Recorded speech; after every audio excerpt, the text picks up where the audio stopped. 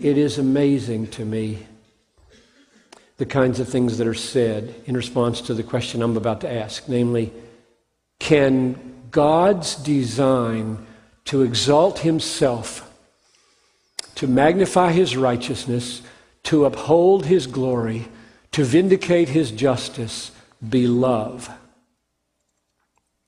Because in the secular mindset, and so many Christian heads, that emphasis doesn't sound loving. God's self-exaltation doesn't sound loving. Now, let me give you an illustration from 10 weeks ago on NPR. Fresh Air, Terry Gross, interviewing Eric Rees, who has written a book entitled An American Gospel. She asked a very pointed question.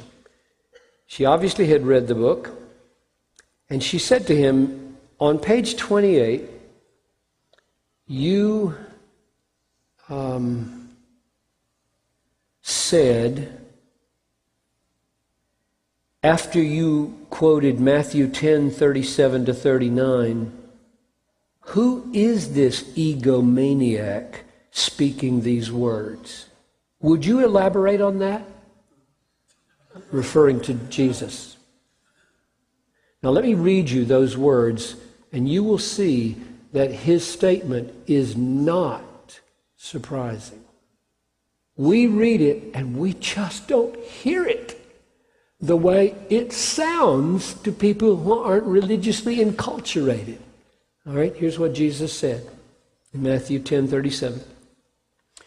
Whoever loves father or mother more than me is not worthy of me. And whoever loves son or daughter more than me is not worthy of me. And whoever does not take up his cross and follow me is not worthy of me. Whoever finds his life will lose it, and whoever loses his life for my sake will find it. I mean, what else would a person say? That's an egomaniac talking.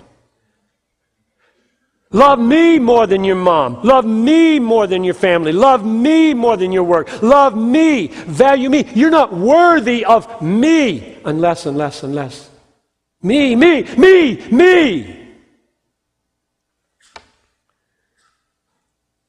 He answered like this. It's a direct quote. Well, it just struck me as, who is this person? Speaking 2,000 years ago, a complete historical stranger, saying that we should love him, who are incapable of emotionally loving, more so than we should love his own father, our own fathers or sons. It just seemed like an incredibly egomaniacal kind of claim to make. So whether it's the Father on the cross, magnifying his own righteousness, or whether it's the Son of God on his way to the cross, magnifying his own superior worth, it's a good question. Is that love? Me! Is that love? Jesus is not an egomaniac, but the question is, why not? Why not? And here's the simple answer that I've tried to give all these years in every book I've written and every sermon I've preached. Let's have this one thing to say, basically.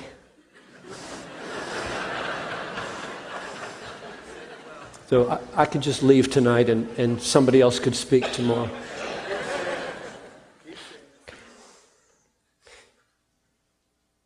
This is love because the only eternal happiness for man is a happiness focused on the riches of the glory of God in the face of Christ. The only eternal happiness for man, eternal and full happiness of man, is a happiness focused on the glory of God in the face of Christ.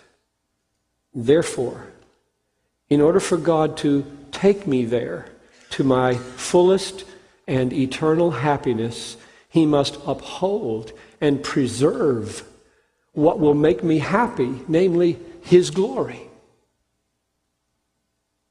That's it.